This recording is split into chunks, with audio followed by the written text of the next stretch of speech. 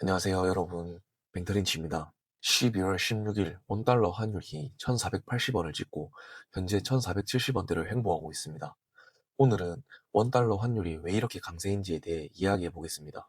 지금 환율 수준은 IMF 글로벌 금융위기 이후 월 평균 수준 단기 최고치에 해당하고 있고, 환율 급등이 단순 변동인지 구조적 현상인지, 그리고 우리 삶과 투자 결정에 어떤 영향을 줄지까지 이야기해 보겠습니다.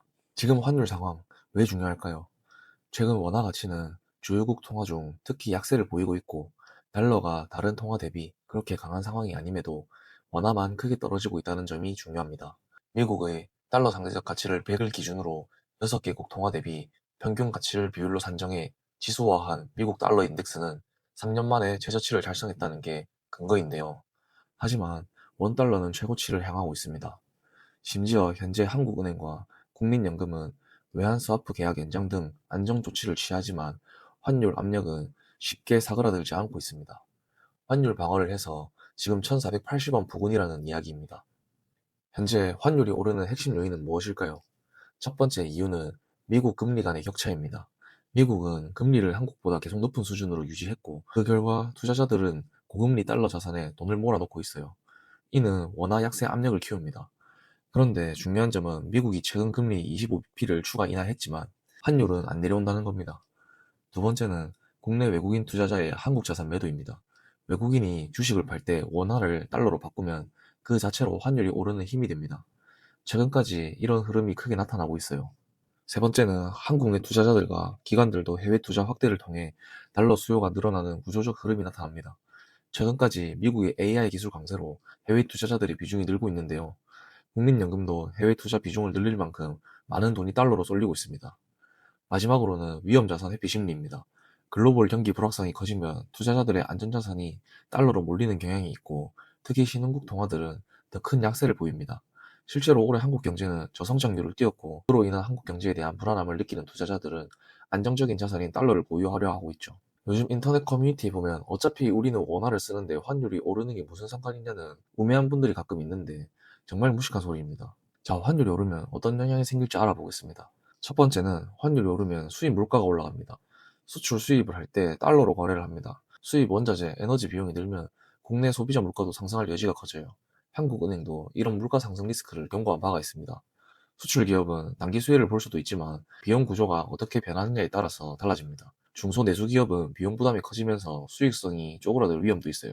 그리고 원화 약세로 인해 국내 주식, 부동산 등의 자산에 투자한 외국인 자금이 계속 빠져나가게 되면 시장의 변동성도 커질 수밖에 없습니다. 다시 두 번째, 해외 소비, 해외 여행에도 영향을 미칩니다. 원화 약세는 해외여행, 유학, 직구 등 국제 지출 항목을 비싸게 만듭니다. 같은 달러 비용이라도 원화 기준으로는 훨씬 더 부담이 커지죠. 그럼 지금 정부와 한국은행은 뭐 하고 있나? 정부와 한국은행은 외환시장 안정을 위해 힘쓰고 있습니다.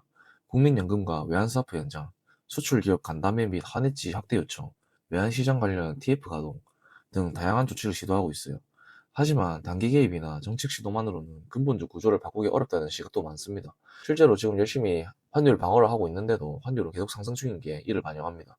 앞으로 환율은 어떻게 될까요? 환율의 여러 전망을 보면 전문가 중에서는 1,400원대가 뉴노멀이 될 것이라는 의견도 있습니다. 다른 분석에서는 미국의 지속적인 금리 인하나 국내 경기 개선 신호가 나오면 원화 강세 반전의 가능성도 제시하고 있습니다. 즉, 단기적으로는 변동성이 클 가능성, 중장기적으로는 미국의 금리 변화, 한국의 성장, 수급 구조 변화에 달렸다고 보는 것이 합리적입니다. 그런데 현재 정부의 정책들을 보면 최근 민생지원금부터 복지정책, 즉 포퓰리즘에 돈을 쏟아붓고 있는데요. 이게 좋은 정책인지는 저는 잘 모르겠습니다. 참고로 저는 어느 당을 지지하는 쪽은 아님을 말씀드립니다. 단지 많은 재테크 도서와 자본주의에 대한 공부를 한 평범한 투자자로서 이야기 드립니다. 대한민국 원화는 기축통화가 아닌데 이런 식으로 돈을 찍어서 뿌린다면 원화 약세는 더욱 가팔라질 수 있습니다. 2년 이내에 현금화할 수 있는 자금을 포함한 유동성을 나타내는 경제대표지수 M2 통화량을 보면 한국이 전 세계 대비 많은 유동성을 푼 것을 볼 수 있습니다. 그럼 이런 환경에서 개인 투자자는 어떻게 대응을 할 수 있을까요? 첫 번째는 글로벌 기축통화의 달러를 일정 비중으로 보유하는 겁니다. 원화에만 투자하는 것보다 달러 자산 비중을 일정 수준 유지하는 것이 리스크를 분산시키는 힘이 됩니다. 그리고 한 번에 환전하지 말고 꼭 분할해서 환전하세요. 지금처럼 환율이 높은 구간에서는 한 번에 몰빵보다는 일정 금액을 나눠서 사는 전략이 훨씬 안정적입니다. 두 번째는 자산 매수입니다. 원화를 통해 국내 부동산, 해외 주식, 금과 같은 대체 자산으로 바꾸세요. 원화가 약세일수록 이러한 자산의 가격 상승이 발생합니다. 현금만 가만히 들고 있지 말고 낮아지는 화폐 가치를 방어할 무언가를 찾고 일부 대체하시길 바랍니다. 절대 월급만으로 자산 격차를 못 따라갑니다. 지금 원달러 고환율 시대는 단순한 시대의 흐름이 아닙니다.